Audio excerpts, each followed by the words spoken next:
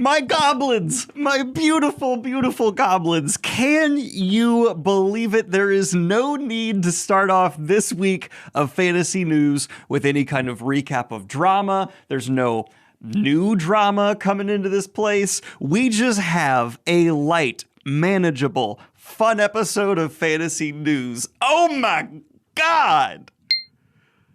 With that pause, you thought there was going to be something, didn't you? No, I'm being genuine. This is just a fun week of fantasy news. I'm so excited. Ooh, welcome, everybody, to another episode of Fantasy News. I am your disheveled goblin host, Daniel Green, and today we have a delightful little fresh batch of berries of fantasy news to munch our way through, and we're going to go ahead and start it off with a cover reveal from Orbit for Gareth Hanaran's The Sword Unbound, with cover art by Ella Garrett. And this will be published the 9th of May. And I really like the color choices here. Those dark shadows with these like vibrant like oranges always kind of give that like successful Mordor vibe. But the one thing that's standing out the most to me, why does it, it's like the sword's watching.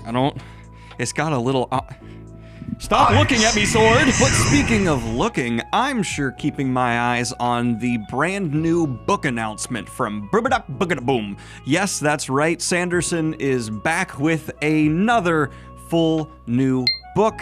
That is not like an epic fantasy novel or anything, and instead, it's a kid's picture book. He tweeted out, "Get ready for the most boring book ever. I have a deep love for picture books and have wanted to write one for a long time. I teamed up with the incredible Kazu Kibuishi at Bolt City to create something I hope you and your whole family can enjoy. Releasing September 24th of 2024. And then after that, we had IWoT dropping their trailer for their one-powered AI Wheel of Time tool. And I'm not going to show a single frame of it here because I do not trust this group to not be the kind to pull some shenanigans, but all you really need to know about it in terms of its reception and the quality of the work going on behind the scenes, in my opinion, allegedly, other words to cover my butt, is they do not have comments turned on.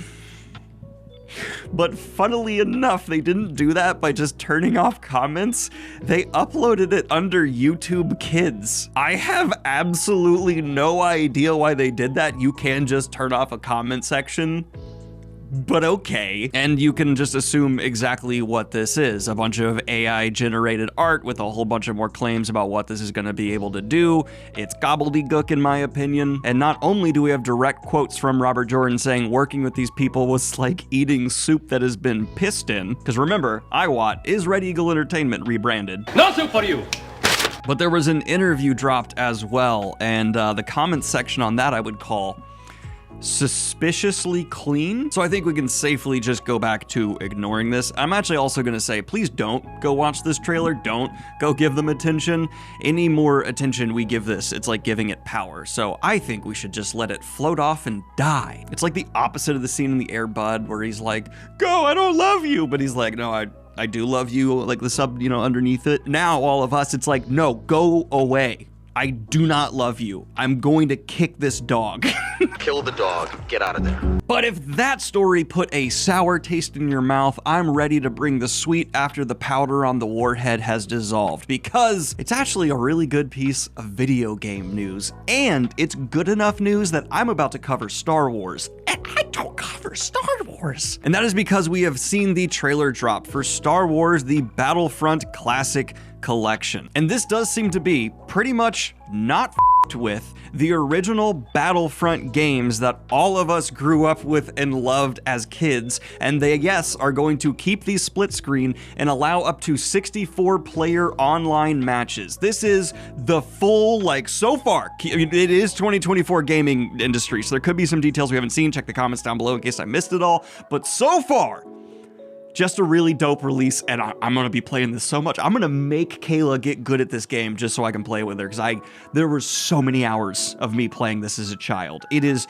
infinitely addicting and fun. The Galactic Conquest, even, I've conquered the galaxy so many times. And unfortunately, due to just my release schedule here, I'm a little bit late to this, I won't devote too much time to it, but we also had the trailer drop for Elden Ring, Shadow of the Erdtree. And I'm happy to say we got a series of good news coming back to back to back after this. That's right, I'm here to tickle your day and make it a little bit more fun, because Nimona, the movie from Netflix, has been put full on YouTube. That's right, the entire feature-length film, unedited, fully freely available on Netflix's YouTube channel, with already nearly 3 million views. Nimona was probably one of my favorite animated films I watched last year. Kayla and I had a great time with it, so if you don't have a Netflix subscription, or for some weird reason it's not available in your country, you can now just watch it on their YouTube channel. It's kind of got that Pixar appeal of like super zany, imaginative world, lot of humor, fun time, emotional gut punch. Yeah.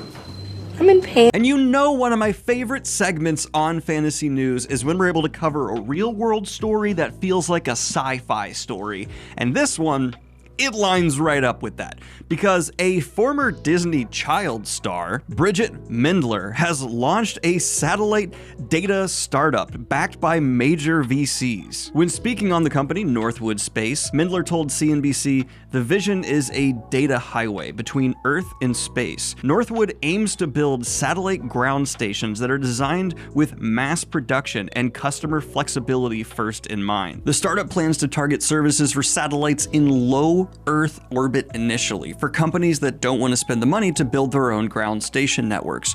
Northwood is looking to resolve a bottleneck it sees in shared ground stations, making it difficult for customers to find availability on existing teleports." Now, I know I'm falling for a bit of a marketing gimmick here, but it's just genuinely kinda neat and mildly informative on our communications network. There's something about former Disney star launches mass satellite communication company that just feels like,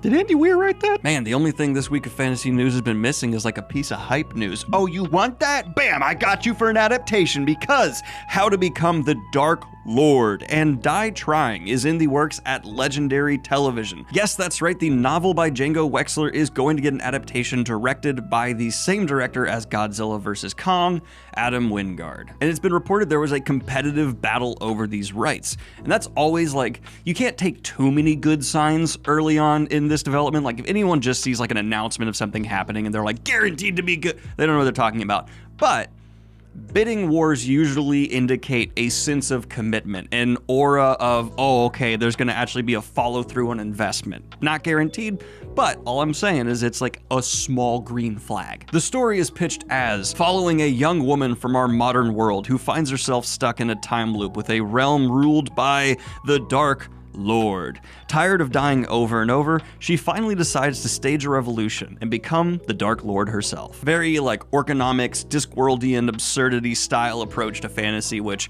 I totally think we need more of in today's world. Fantastic! I actually have a couple quick channel updates here to end Fantasy News with. One, my interview with Christopher Ruocchio has dropped over on my new channel, Shoveled Goblin, where I'm gonna be hosting a lot of like interview style content, just so it doesn't end up affecting the algorithm in my channel here. So if you'd like to go ahead and check that one out, bam, Shoveled Goblin, go give it a look. That's my biggest writing hurdle is my phone. Every time it pings, I just, whatever zone I'm in, whatever progress I've made is just obliterated right away. Yeah, I got a landline for up here. I leave the cell phone downstairs a lot of the time. You have a landline still? Yeah, just so my wife can call me if there's a problem, basically.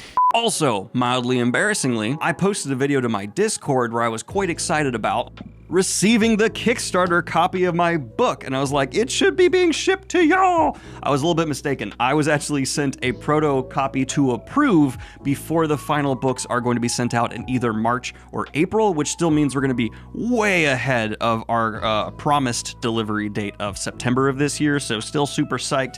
I think it looks absolutely awesome, and if you'd still like to order a copy for yourself, there's a link, of course, down below. And it's very funny to me that this page here with my signature on it was shipped to me, shipped to Europe, printed, shipped back to Wraithmark, then shipped to me. This page has been places. And for this week's Indie Pub promo, we have Duckett and Dyer for Hire by GM extraordinaire, pitched as an insane crossover between Everything Everywhere All at Once and 21 Jump Street, but in book form, if you're into that. Michael Duckett is fed up with his life. His job is a drag, and his roommate and best friend of 15 years, Stephanie Dyer. is only making him more anxious with her lazy irresponsibility. Things continue to escalate when they face the threat of imminent eviction from their palatial fifth-floor walk-up. Things continue to escalate when they face the threat of imminent eviction from their palatial fifth-floor walk-up and find that someone has been plastering ads all over the city for their detective agency. The only problem is Michael and Stephanie don't have one of those. Check it out, the link's in the description down below. And if you want to see any more of my face, go ahead and check out the first and last we posted last week, where I talk about one of Robert Jordan's Conan books in a fun, sloshy time. Like and subscribe if you have not already. Hit the Patreon if you want to support what I do here, and have a good one, y'all. Goblin out!